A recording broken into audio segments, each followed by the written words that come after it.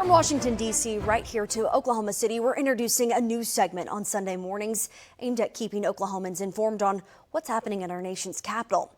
From our News 9 Washington Bureau Chief Alex Cameron and Scott Mitchell have this week's D.C. Debrief. Good to talk with Alex Cameron again after a non-eventful week. Yeah, It was a pretty eventful week, Alex. And you take with we could spend a day on the debate, but Congress is back. Been watching your reports, and the first thing that happens is the speaker's plan goes south on him. Which, I mean, for how long have plans for speakers with this Congress been going south?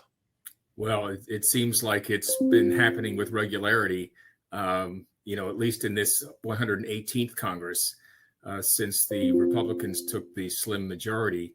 That's one thing I've heard Republicans over the years. I mean, they say the meanest things about Nancy Pelosi, but one thing they will say that I guess is a backhanded compliment is that she definitely knew how to run the caucus. You didn't see the defections on the Democrat side like you do see on the Republican side. So, whether that's good or bad, the problem is they can't get anything across the finish line.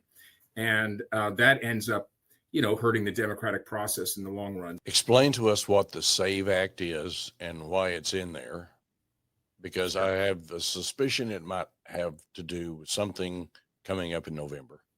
Yes, it does. So the SAVE Act is something actually that the House already passed on an almost strictly strictly partisan vote. There were, I think, 5 or 6 Democrats that voted for it as well.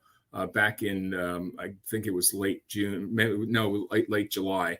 And what it does is it requires that when you're registering to vote, that you provide proof of your citizenship right at that time.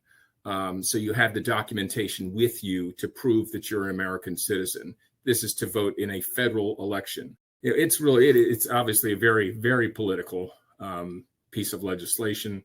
And I just don't know at this point whether that's going to be, still going to try and attach it. He says he is. He says this is a righteous fight.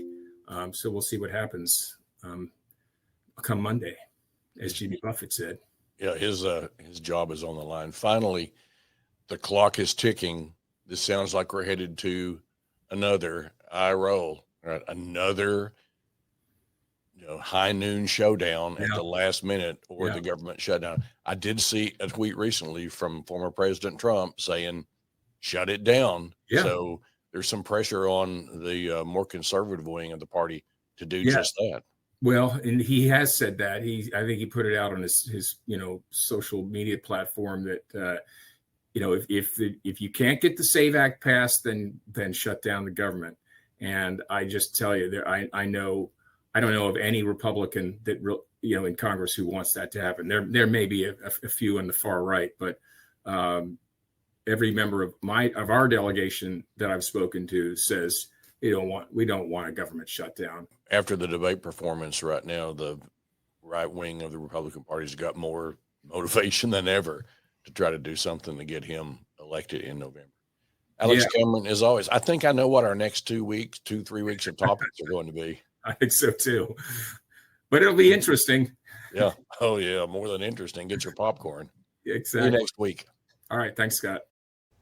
And these two guys can talk for a long time, so we do have Alex and Scott's discussion more in an extended digital version on your DC Debrief. You can watch that now on the News 9 app.